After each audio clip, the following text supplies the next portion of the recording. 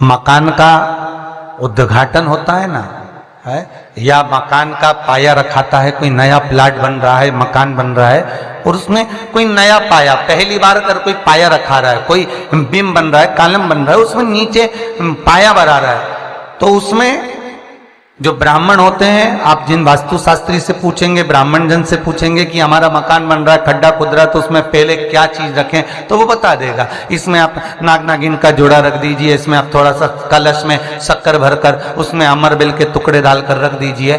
पर शिव महापुराण, स्कंद पुराण, वास्तुशास्त्र, अग्नि पुराण और वामन पुराण, ये वामन पुराण के अंतर्गत भी मिलेगा और अग्नि पुराण के अंतर्गत भी मिलेगा कि यदि नूतन मकान के पाए में एक नारियल के गोले में गुड़ भरकर, शमी पत्र रखकर उसको दबा दिया जाए तो उस घर में कभी संपदा की कमी नहीं होती और क्लेश नहीं हो सकता, चाहे कितनी भी अहंकारी बहू क्यों ना हो, चाहे कितना भी अभिमान अभिमत्ता रखने वाली सास क्यों ना बहू, उस सास बहू में प्रेम ही रहेगा, क्लेश नहीं हो सकता,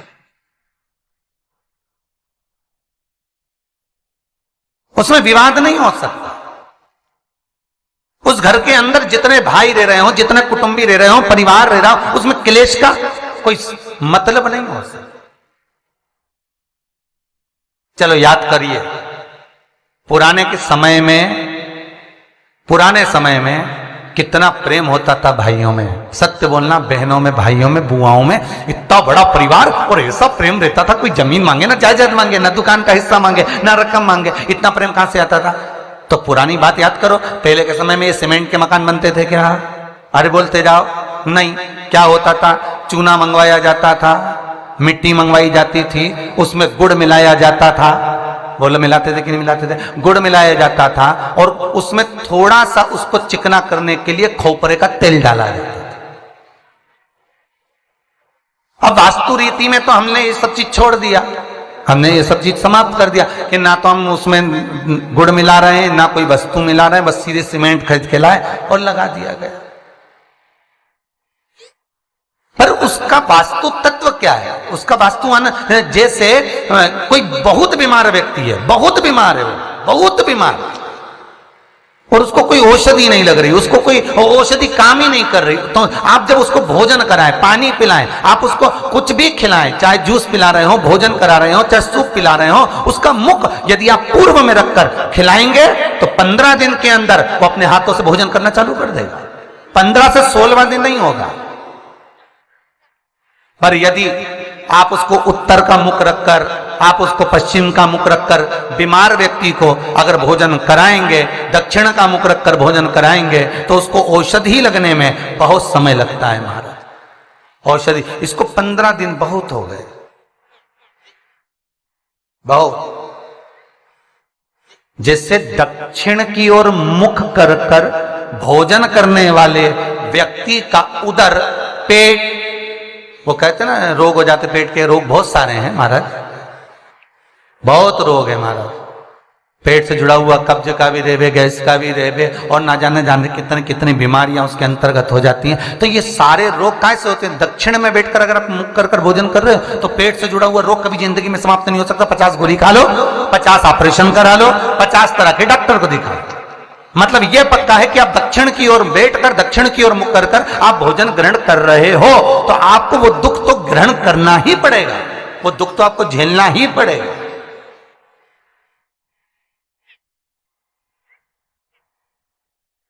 तो भगवान शिव की कथा कर रही है, स्कंद पुराण वर्णन कर रही है महाराज, सुंदर अग्नि पुराण और वामन पुराण कर रही है। एक गोले में गुड़ शमी पत्र रखकर जो दबाया जाता है उससे जीव को, इसलिए आज भी हमारे यहाँ नियम है, जब आप लोग नहीं दबा पाते तो जब वास्तु पूजन कराने पंडित जी आते हैं तो एक चांदी के, एक तांबे के लोटे में नाग नागिन, उसमें शक्कर भरते हैं, शक्कर भर के उसको दबाते हैं कि भले तुमने गुड़ नहीं रखा तो शक्कर दबा दो, पर उसको गोले में रखना चाहिए, परंतु उसको रख देते हैं तांबे के कलश में। नियम वही है पर उसको चेंज कर दिया गया समय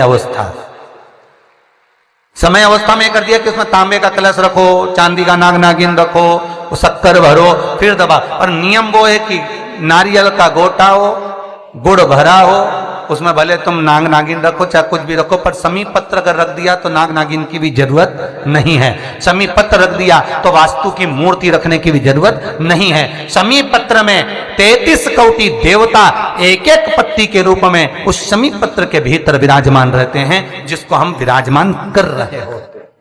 सुख समृद्धि वैभव आनंद दे। बेलपत्री के पेड़ के नीचे हल्दी का शिवलिंग का निर्माण करो। हल्दी पिसी हुई हल्दी का शिवलिंग का निर्माण करो, उसका पूजन कर कर घी का दिया लगाकर भगवान शंकर की वही हल्दी का शिवलिंग का तिलक अपने हृदय पर चाहे पुरुष हो चाहे स्त्री हो, अपने हृदय पर कंठ के पास उस तिलक को लगाएं और बाबा का विसर्जन उसी बेलपत्री के पेड़ के नीचे जल डालकर कर दें। महाराज यश मिलना प्रारंभ हो जाता है।